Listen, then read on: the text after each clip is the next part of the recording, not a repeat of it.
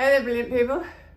So today we don't actually have so much of a question as a bit of a yay moment, and I'll tell you all about it in a minute.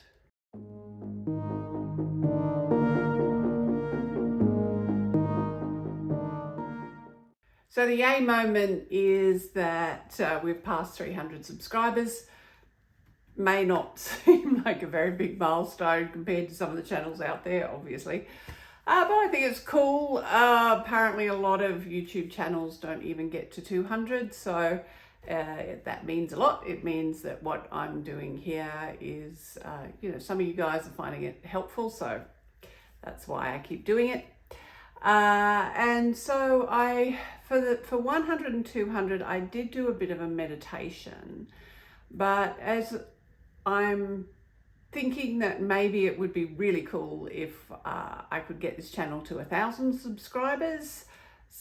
So what I've decided to do is at every number, I'm going to work through the numbers as they are sort of a map of the creative process. Now, I'm aware I've missed number 1 and number 2, but I'll cover them in this one. So what am I talking about? Well, the word magic, well, originally the word magic just meant art, actually. It's related to the word magus. So like the 3 wise men, the 3 magi that, turned up in the Bible. So the thing is that the magus, they're Persian. And just that's where we get our numbers from. We use Persian numbers. And to begin with, they had this understanding that they were, by studying numbers, they were studying the universe. And for them, the unfolding of creation was very much part of that. So they actually linked the numbers with the process of creation. So 1 is the initial idea, 2 is its complement, 3, okay, now you can really play with it and get creative. 4 has a bit of a bad rep, but partly because with 4, 4 corners of the earth, now we're getting into the real work. We're having to ground it, get it into the physical, which means 5, we change. 6, because once we start to change it, we start to think, oh, this is cool. So number 6 is the number of love. And of course, love leads us to the spiritual. So that's number 7.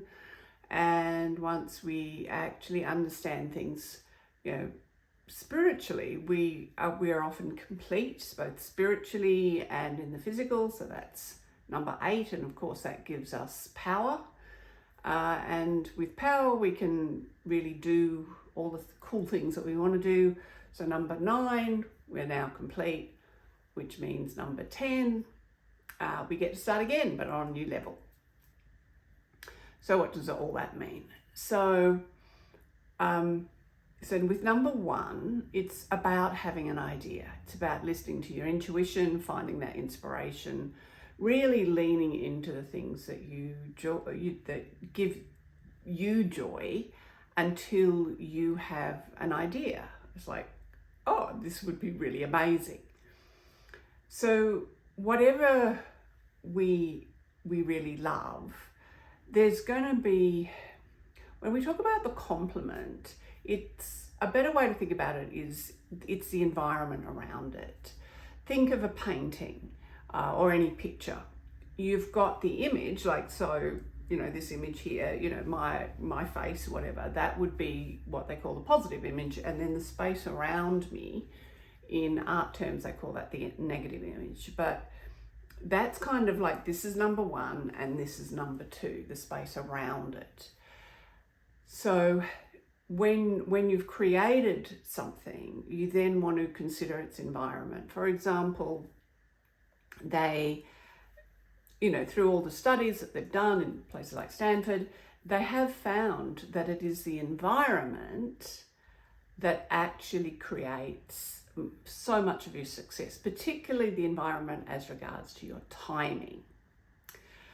And so number 3, which, you know, because we're up to 300 subscribers, I'm going to talk about number 3, creativity. Because I think that creativity is so important for so many reasons. The creative number is really focused on when we really start to play in that creative space.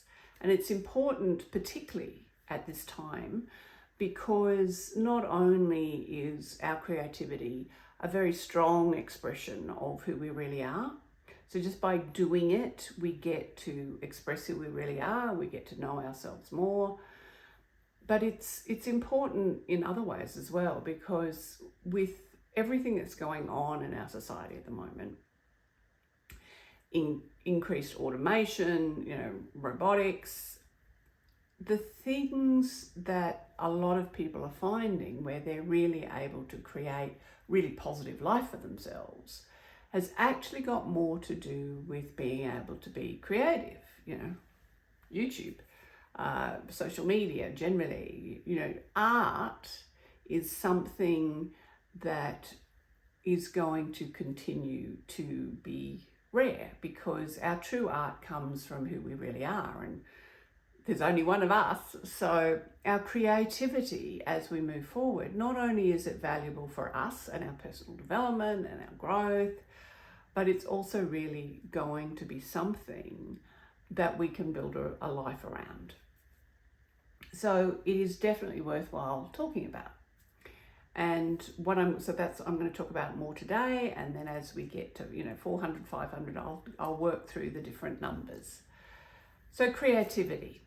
You know, sometimes people feel that they're not creative because maybe they're doing a job where, like I was talking to a client the other day, and he works in a startup, like to do with computers, and I think, and stuff. And he, you know, before we started our conversation, he was feeling like maybe he wasn't really that creative. But the more he thought about it, he realized that he had so much more job satisfaction when he was able to bring his own ideas, his own authenticity, when he didn't have to follow rigid rules. Because one of the really important things about creativity is that it's only really going to work well when we're allowed to do it our way. And there's actually a neurological reason for this. There's something called the flow state. I think I've done another video on that. If I have, I'll put it, you know, in the links below. But flow state is this really powerful neurological state where all of our different aspects are focused on what it is we're working to create, what it is that we want to bring into the world. And importantly, all that silly sort of squawking that we get in our mind sometimes about, what you're doing is, you know, crap. Those words, that sort of negative self-talk, that tends to be quiet when we're in flow state. It's actually one of the best things you can do, because it actually balances out all your neurotransmitters. Sometimes I call it the happy brain soup. So these things, by being in flow state, it's actually really good for your health as well. It's also a very expansive state, because all of you is just focused on what it is you want to create. So there's this limitless sense of being able to really do the thing that you want to do. It is that moment where you quite literally let go of doubts and you just go for it. So creativity is good in many, many ways. And my point before was that we all have creativity. It's part of our natural expression. I mean, if you believe that we all have our own authentic self, then you have to believe that we are all creative, because being creative is simply expressing our authentic self. And so it gives us this feedback loop as well, because the more that we do our creativity, and particularly when we do it kind of a little bit mindfully, meaning we get our observer function somewhere in the back of our mind there to observe, well, what is it that helps us get into that creative zone, into that flow state? Because then over time we get more and more ability to just tip ourselves into that creative state whenever we choose. But of course the trick is, how do we get into it in the first place? So the interesting thing about creativity is that it is inherently innovative in the sense that, I mean, we all know this actually. Like, if we're doing something that we've done 1,000 times before and we do it just the same way, that's not creative. That's just going through the motions. So if we're going to do something that we've done before and be creative about it, we do need to innovate a little bit. We need to find a different way of doing it. A very silly example is, you will clean your teeth the same way every time. If you want to have a creative moment, try doing your teeth with the toothbrush in the other hand. Just doing those kind of things, like making yourself do things, even really simple things, in a different way from how you do it differently, that can start to nudge those creative parts of your brain. The other really simple technique to help you get into your creativity is asking yourself, not can I do a thing, but how can I do a thing? Because as I said, with creativity, it's always going to be something new. If it wasn't new, you wouldn't have to do it. You wouldn't have to be creative. So because of that, it's something that you haven't figured out how to do yet, or at least you haven't figured out how to do it in this different way. So by asking yourself, how can I do it? Or how can I do it this way? It gets your mind really focused on it. And that focus on the outcome that you're after, that is one of the really important elements of flow state. Where you're focused really more on your outcome, not on what it is you're going to do to get there. And one of the other things that goes with flow state, as I said, it's like the part of your mind that is, that can be a bit critical, that tends to be quiet. So another way to help yourself get into this creative flow is, you've heard me talk about it before if you've listened to this channel for a while, it's by using systems thinking. So those of you who know a little bit about systems thinking, you'll know already that focusing on the outcome, that is part of systems thinking. But it means that often when we're attempting to do something, if we do something that takes us off track or isn't quite getting us where we want to go, we will tend to fall into criticizing ourselves. But with systems thinking and flow state, we don't. We just automatically correct. And part of it's because with systems thinking, so systems thinking can support our learning how to be in flow state. With systems thinking, we're not concerned about, oh, that didn't work. It's just that, okay, that's off track. What do I need to do to get back on track? Because remember, with flow state, with systems thinking, we're really focused on our outcome. So those things, practicing that sort of systems thinking, practicing asking ourselves, how can I do it? These things can really help generate our creativity. The other thing that can really help generate our creativity, because a lot of creativity, if you look at a really amazing painting, it's like all the elements are in this exquisite balance. And in fact, if you look at different paintings by different artists, it's like each one tends to create the same balance in painting after painting, but between artists, it's like they're looking for a different kind of balance. So in many ways, finding that balance in yourself and the way that you do it. Now, the way that you can practice doing this is whatever creativity that you're doing. So, if you're doing, what you want to do is you want to bring an element into it that doesn't normally belong there.